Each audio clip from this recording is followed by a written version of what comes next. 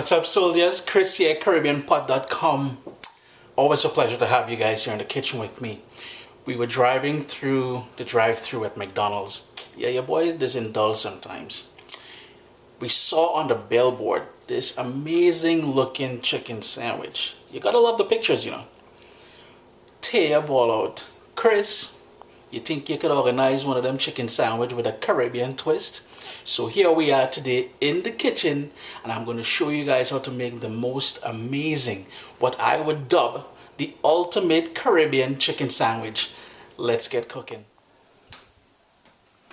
The very first thing we've got to do is marinate the chicken thighs, and we're using chicken thighs today because I find that dark meat, you get more flavor in there. And these are boneless, skinless, and I've trimmed off most of the fat from them. One of the things you'll notice is that they're relatively the same thickness all the way through.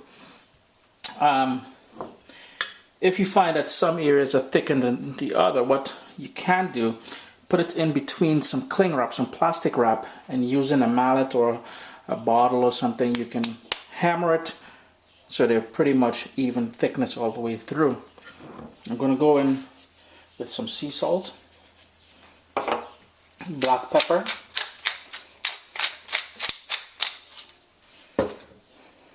just a pinch of your favorite curry powder. No need to go too heavy.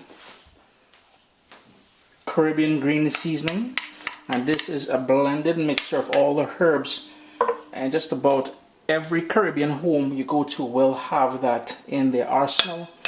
I will link a video to that down in the description, and some homemade Caribbean pepper sauce or hot sauce. If you like sriracha, if you like any sort of your own hot sauce, you can use that in there. This is where you're going to get that kick, this is where you're going to get that fire, so be mindful of that. You can leave it out if you want. And I want some acid in there, so I'm going to go in with a slight bit of lemon juice. Just going to squeeze that lemon juice, just about half of a lemon. And I've got 5 of those chicken thighs in there.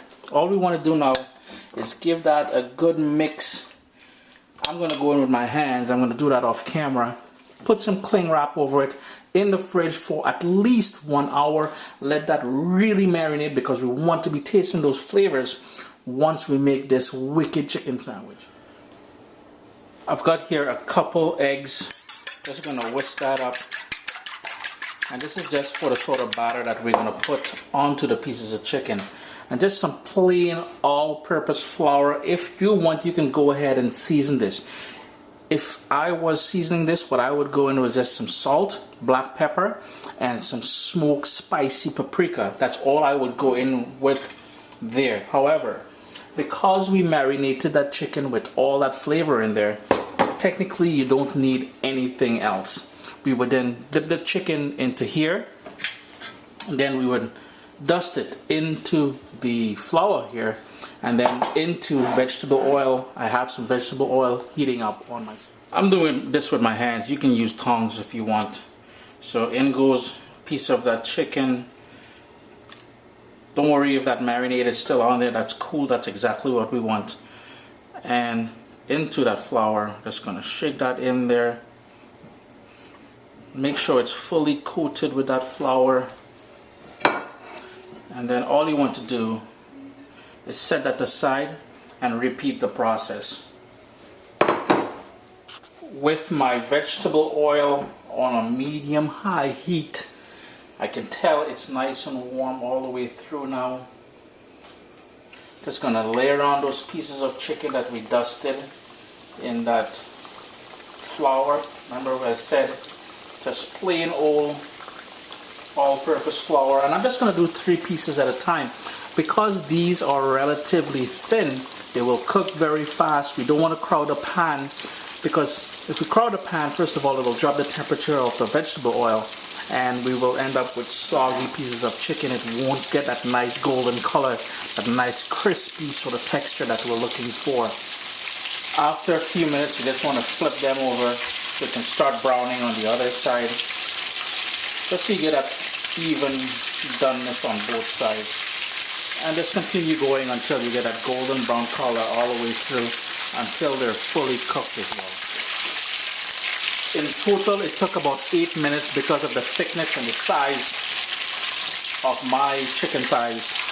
Notice that nice, beautiful golden color I got there. I'm not sure if you guys can see it with the lighting.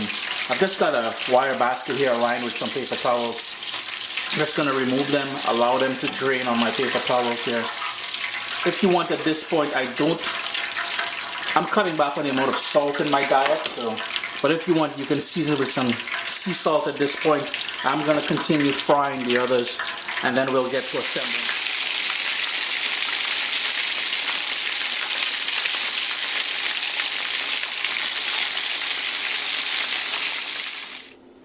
It is assembly time now. I picked up these brioche buns, and I'm just going to use these to put my ultimate Caribbean chicken sandwiches together. You can certainly put a little bit of butter on there, put it on a flat top, toast it.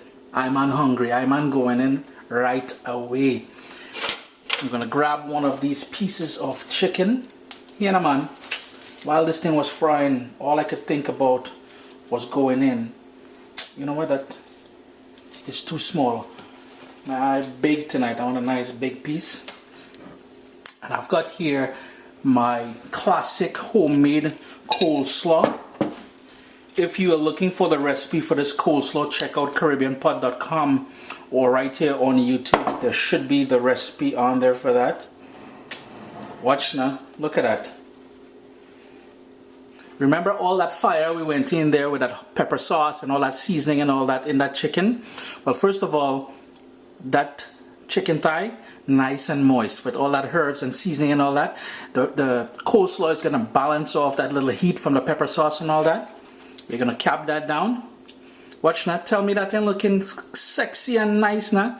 Chris here, CaribbeanPot.com. Give this ultimate fried chicken sandwich a try, even if it's just for the fried chicken alone. Always a pleasure to have you guys here in the kitchen with me. One love, man.